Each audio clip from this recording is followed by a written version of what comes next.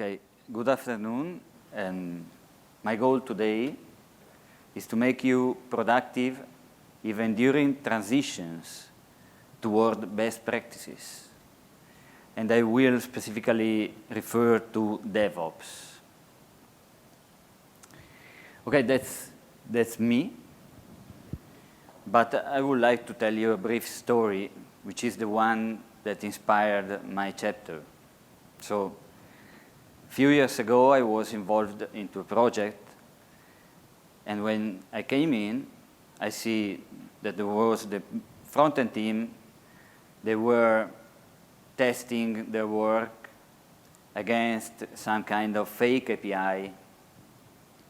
And the backend team, they were just manually invoking their API. And they didn't even run integration tests. And then there was the pipeline. But the pipeline wasn't effective in catching all the problems. So the result of this was that every time the testing department got the new version of the application, they basically got a blank screen, which is the application broken.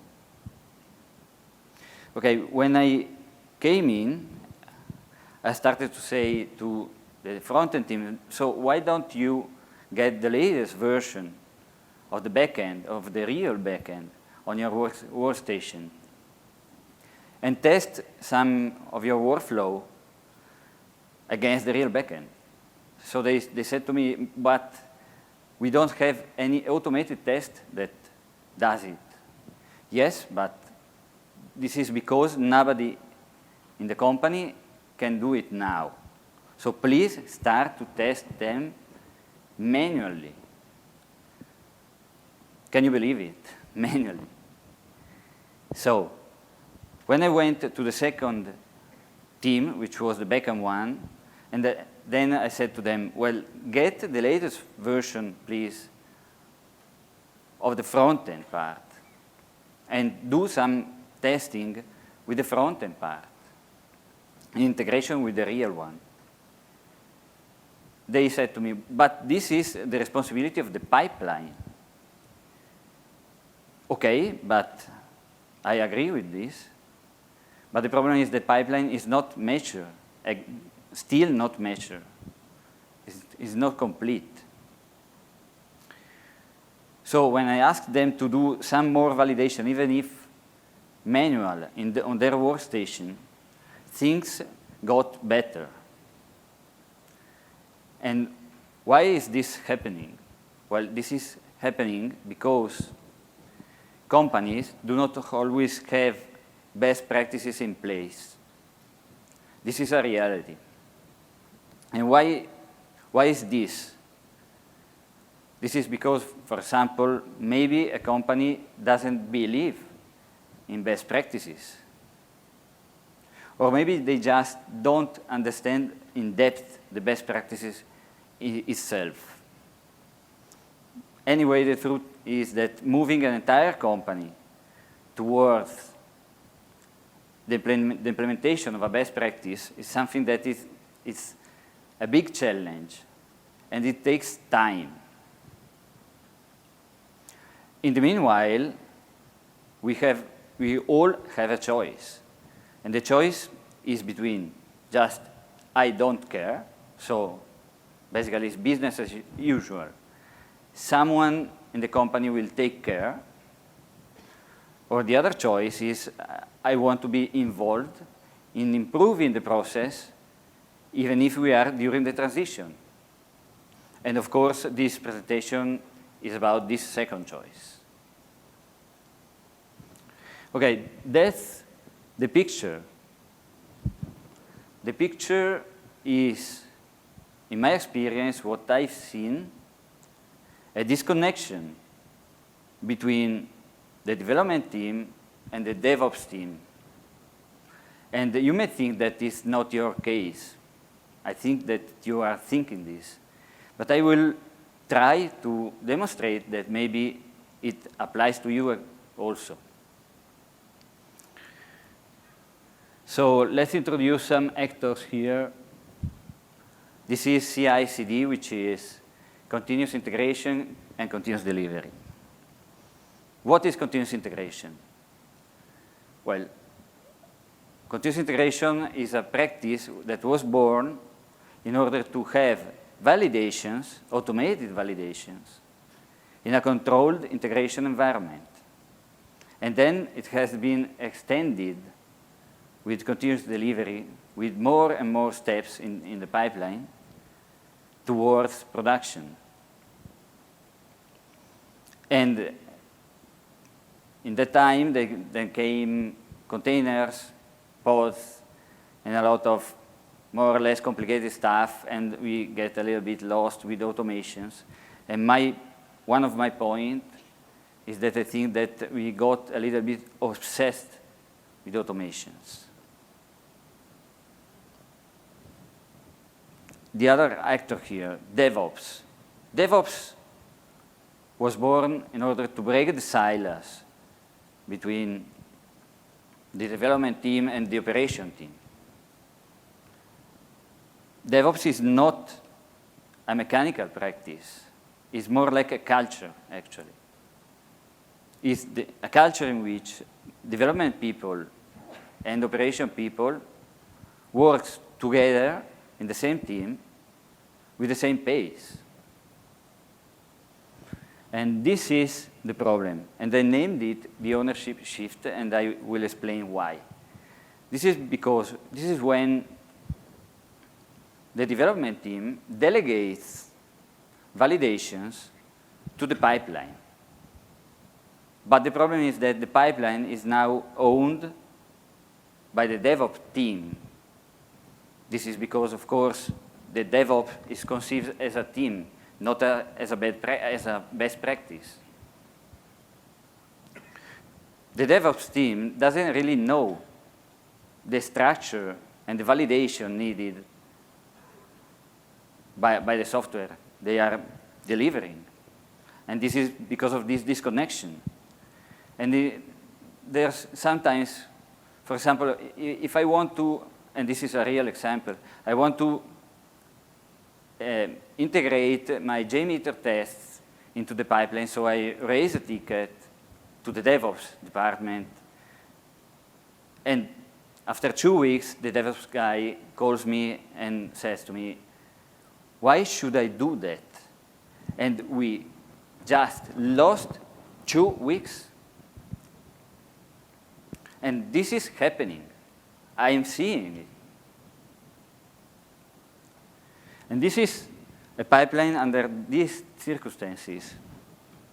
What's going on here is that bugs, of course, are introduced during the development phase. Few bugs are detected by the first steps of the pipeline, and this is because the pipeline is not completed, and a huge amount of bugs are detected during testing. And this is a huge problem. Because bugs cost exponentially more as time passes. So let's say that I find a bug in my local machine during the development. It's normally quite easy to fix it. So maybe let's say that it costs like $10. If that bug goes to production, and we discover it into production, it maybe cost $10,000. $10,000. Because if you get the bug, for example, during testing in the QA phase, you have also to involve the QA team. They will raise a ticket, and the ticket will go back and forth with the development team, so there's kind of a round trip. And the ticket has to be prioritized also, so other teams are involved. But when the bug goes to production, there's also the support team involved. And you have the risk of damaging your brand reputation. So, well, I will propose a couple of solutions to this painful situation. And the first one are private builds. Private builds is not a new concept. It was introduced in the continuous integration book. Private builds are simply those validation steps that you take before you share your changes with the rest of the team. So before you integrate. And metrics, well, I will explain 3 metrics that I have chosen. And they have to be used combined, because combined will spot if you have a problem of disconnection, where the problem is, and a hint on how to fix it.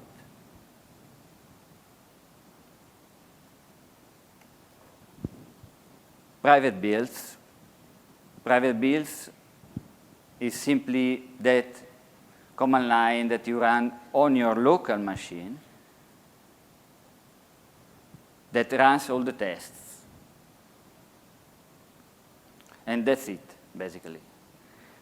But let's clarify a little bit, because private builds may be automated or manual,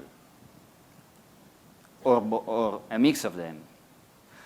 Of course, the concept is that they should be automated, fully automated, but manual is something awful that we have to step behind 10 years or more to manual testing stuff in your machine. I know that it's hard, it's awful, it's terrible. But remember that we are during a transition. We are in a situation that maybe we should take some validation step manually, at least provisionally. Private builds can be, I use personal or mob. I use the word private and not personal because personal refers to just one person. And I know that you are doing maybe pair programming, mob programming, and if not, you should. And private builds also, I always speak of a local environment. It's not really needed that it's local environment. It can be a remote environment dedicated for the testing of one developer or a group of developers. The important point is that private build should be run before you integrate the changes. This is the concept. So it's not important where, it's more important when. And this is the same pipeline as before, with private builds in place and implemented. Okay, in the local machine or in the dedicated remote environment is where you normally introduce bugs, but they also are code there. Even integration bugs are code there. So even if the pipeline is still incomplete, we catch the vast majority of the bugs in the first step. And fewer bugs get to the testing phase. And this is a huge saving of time, money, and headaches. Metrics, I will explain you 3 of them. As I said, they have to be used combined. One metric alone doesn't say too much. So this is more like a combined methodology than just separated metrics. And the first one is this one, which is time to feedback. I put it like qualitative because it's very difficult to measure it exactly. And it depends really on the on the companies and on the different realities, this is a metric which is like kind of black box. This metric will give you, when high, when the time to feedback is high, will give you a message in which something is going wrong. But the metric alone will not say where you are failing.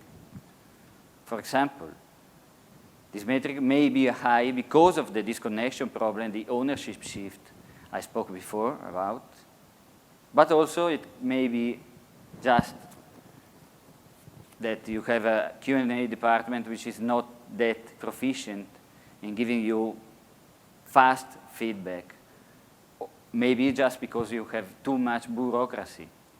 So when it's high, it's a sign that something is wrong, but it's per se, it's not something that you can see with just this metric. And how to capture it? Well, as I said, it's a qualitative metric. So it's not an exact capturing, but the idea is to measure the time between you publish your changes and an issue is detected and reported related to those changes. This is the second metric. It's evitable integration issues. And okay, to explain this, I have to introduce the concept of barrier. So we all have barrier while developing. I have one barrier here, which is my local or dedicated environment. And I have a second barrier, which is the shared pipeline. And then we have the third barrier, which is the testing phase. If my first barrier is leaking, maybe just because I'm not validating on my local machine, I'm just don't caring about validation. And the second barrier is also leaking because we have that disconnection between the development team and the DevOps one. Then a lot of messy things arise to the third barrier. And this is exactly what we are measuring using this metric. The quantity of messy things that arise to the third barrier. So, I will suggest you how to capture this metric, because it's quite difficult. But all of us, I think, we have regular retrospective meetings. And what I'm suggesting to you is to sit down with the rest of the team and classify the bug we had during the iteration. Ask yourself, was this bug avoidable, simply avoidable, but by, in some way, using or improving an existing private build? And maybe a second question is if the test that should expose the bug is easily automatable. So at the end of the session, you will have a list of classified bugs.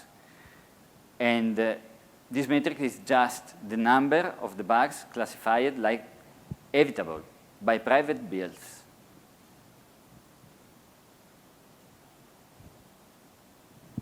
Okay, what's the meaning of a high number of evitable issues? Well, as we said, we have two barriers that are leaking. So there is no or insufficient validation in your private environment, and there is no or insufficient validation into the pipeline. This is the third metric. It's maybe the most difficult one to explain, so I will use an example. Let's say that someone of you and I are in the same team. And let's say that someone of you is don't caring about validation. You just commit and push some problems, and you don't avoid them by validating on your local machine by running the private builds. So when I pull your changes, the application on my machine is broken, and I have to debug to see what's happening, and I have to fix it. And this is time that I spend cleaning the trunk. So how could we ever capture this kind of time? Well, what I'm suggesting is that with your favorite ticketing tool, you just create a special kind of ticket, which is time spent restoring the trunk stability. And if, for example, if I spend 4 hours fixing the problem you put into the code, well, I point 4 hours here. And these are the 3 metrics. So let's check a few examples of how the metrics works together. So, okay, some example.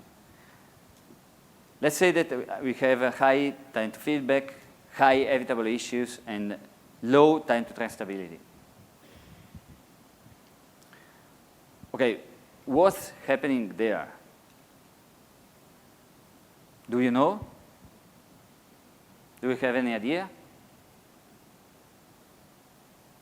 Okay, this is the most classical scenario when I see this kind of disconnection between the development team and the DevOps teams.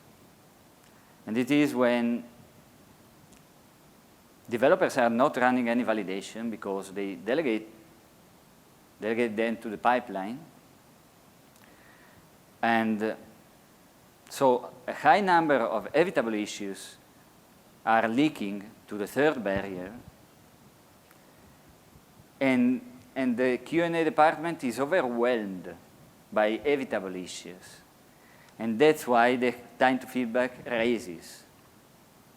This is the classical scenario. The indication here, of course, is start to use private builds or improve them. Okay, this is the second scenario we have. High time to feedback, low evitable integration issues, low time to trunk stability. Any idea of what's going on here? Sorry? Well, I think that here okay, we should maybe take into account other more metrics, but basically with just this information, you know that the team is pretty disciplined in running private builds because there are no evitable issues reaching the third barrier. And the high time to feedback is due to an inefficiency proper of Q&A and proper of the company. So in this case, the company should take some action not on the development team, which is disciplined, but on the rest of the teams. Basically, in this situation, the team is compensating the transitions problems with private builds. Low evitable integration and high time to trunk stability. Okay, this is not a bad scenario because this is indicating that at least someone in the team is cleaning all the time the problem of the rest of the team. It's still a waste of time. It should be evitable if everyone in the team were running the private builds. But it's not a bad situation because at the end, integration issues, evitable integration issues are low.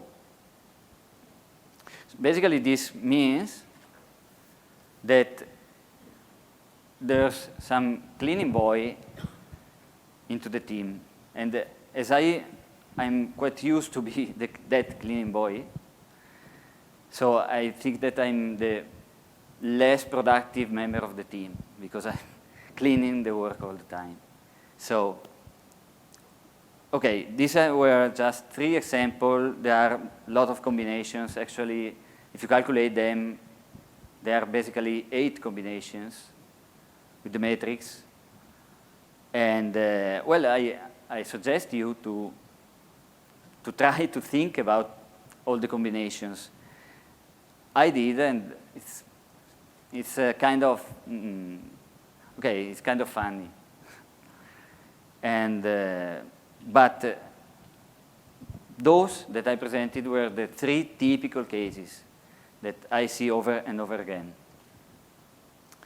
So let's do some kind of recap here.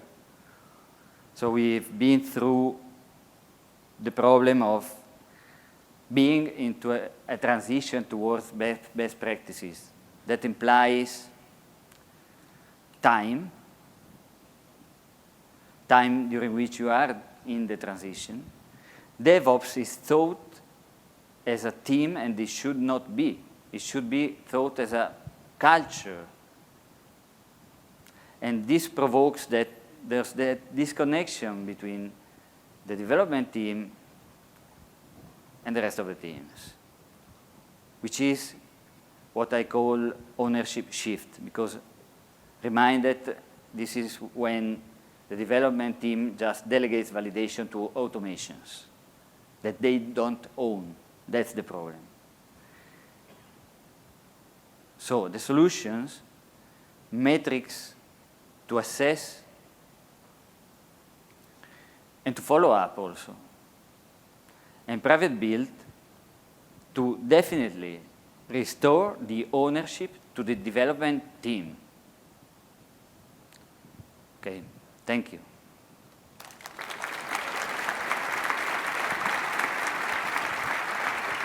Okay. Thank you very much, Christian. We have a lot of online questions, so let's start. The first one, how can I run a local build if that involves some enterprise infrastructure, for example, Amazon Web Services, Azure, etc.? Yeah. Okay, you should have, of course, well, we are entering the world of testing here. I explicitly didn't want to speak about testing because it's a huge topic anyway.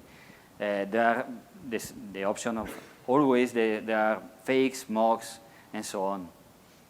Actually, the important part is to choose what to test exactly. Where are the boundaries in which you test? Because if you own just for example, this is a real consideration I had in one project. If you if your team owns just one microservice, you don't have to test everything. You just test your microservices and the integration with the rest of the microservices, but just the step toward the other microservices. I hope I answered the question. How private builds can prevent reducing bugs promoted to production? Finally, would it not detect the same issues that the automated build run in the CI pipeline? Yeah. This is another question about testing.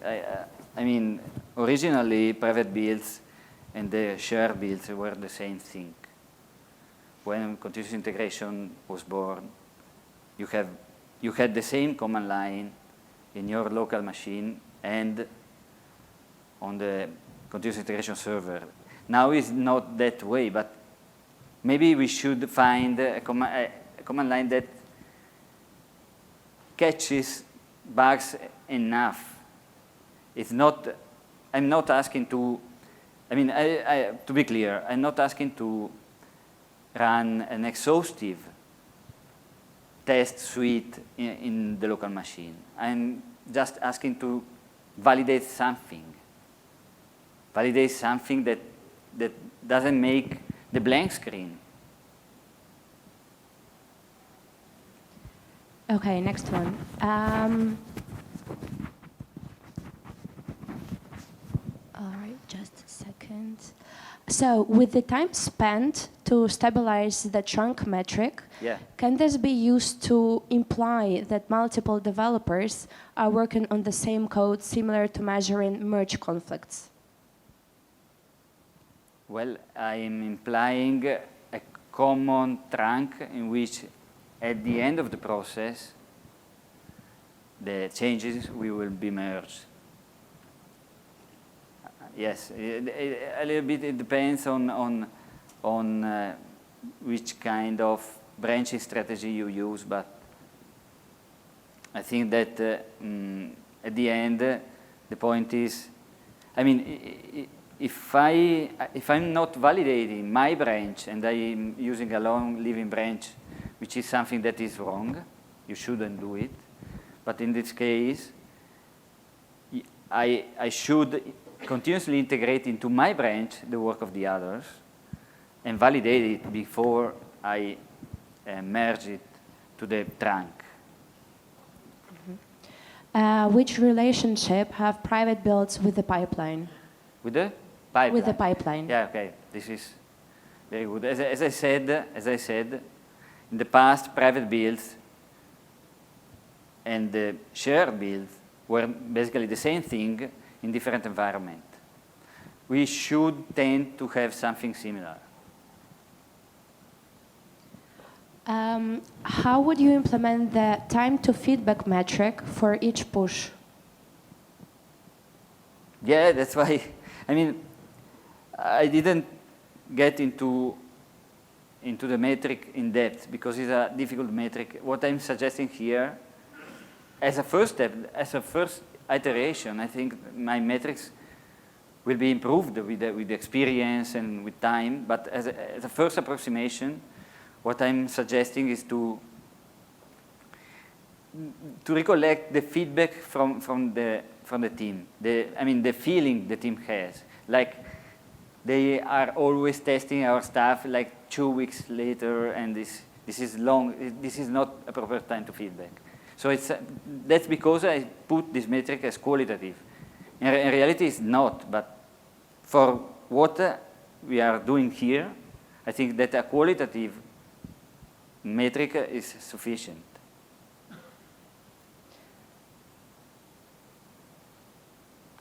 Okay. You talk about a development team, DevOps team, and QA teams. It is not better to have a Scrum team with the developers, specialists, DevOps, with DevOps knowledge. So one team to build, test, and release. Yeah. What I'm talking about is exactly the opposite. But the problem is that what I see in my experience is very often the opposite. I mean, the big companies, typically they have their own DevOps team. And the DevOps team has its own ticketing part, ticketing flow, and what I'm seeing is not that kind of interdisciplinary team. The important part for me is that, I mean, you build it, you deploy it.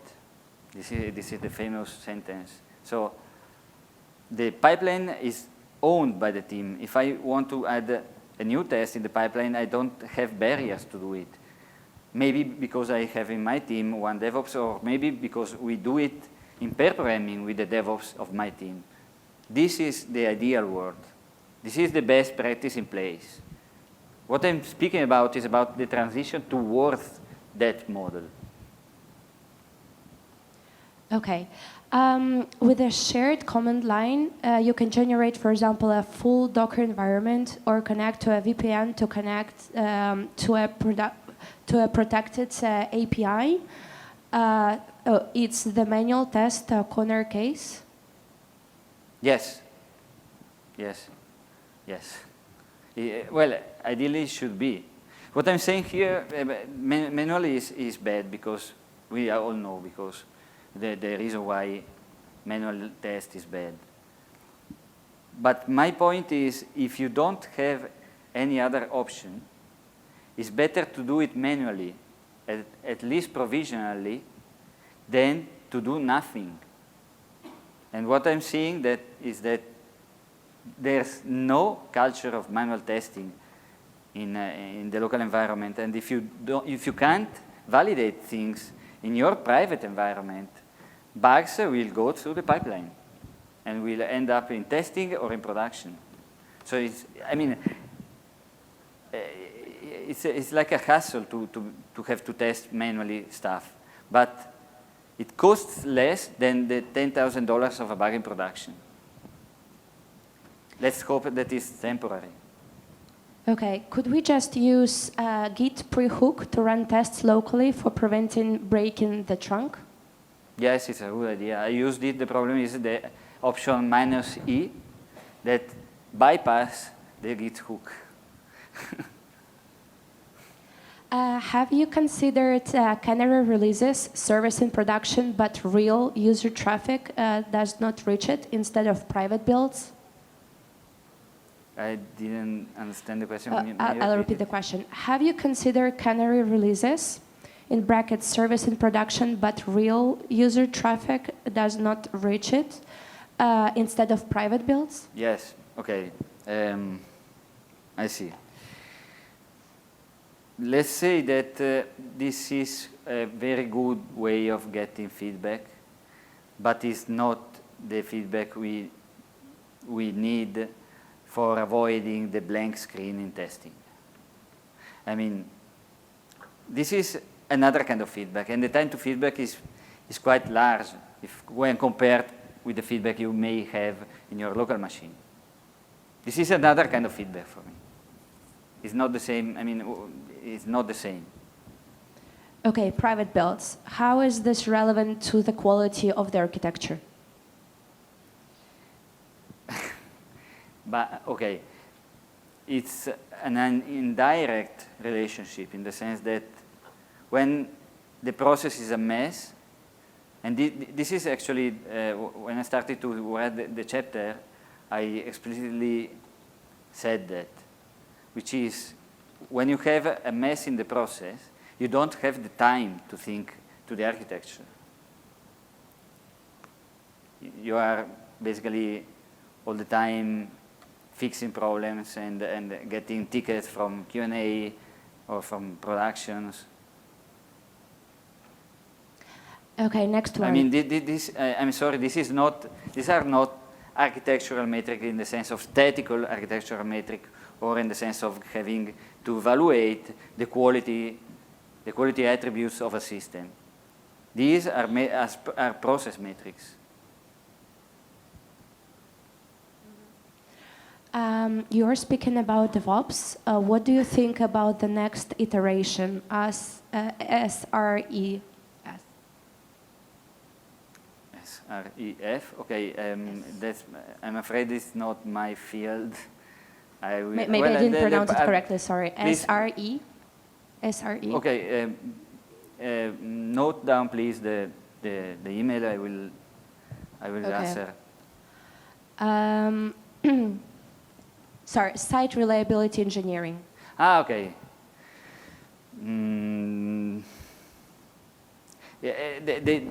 They come a little bit later in the process. Maybe we should. Actually, it can be in some way thought like a flavor of DevOps, in the sense that these kind of teams should also advise the team on how to introduce proactively observability, supportability, and all this kind of stuff. DevOps is not just automating the pipeline and bringing the container to production. It's something more. It should have The DevOps person inside the team should have a more active profile on the operational part. Okay. Did I understand you right? The main idea of the talk is just to run tests before pushing to master? Yes, but okay, good question. Because if you run the tests, but as I always see, unit and mean integration tests are normally not enough to ensure that there's not the blank screen.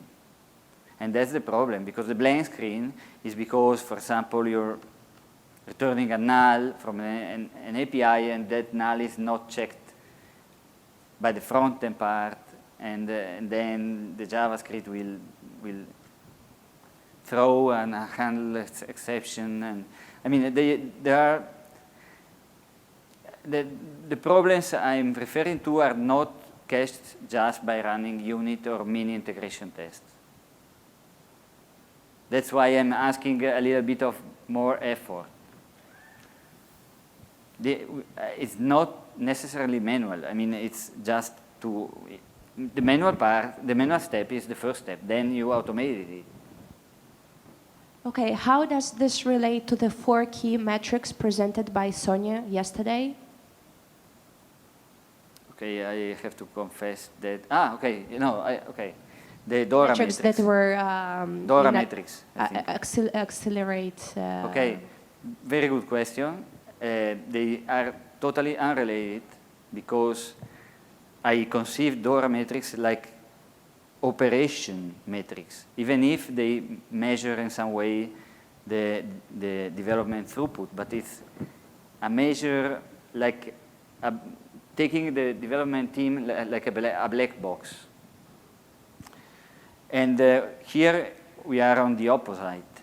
Here we are opening the box of the development team and closing the box of how they get to production. So they are operation metrics, and these are development metrics.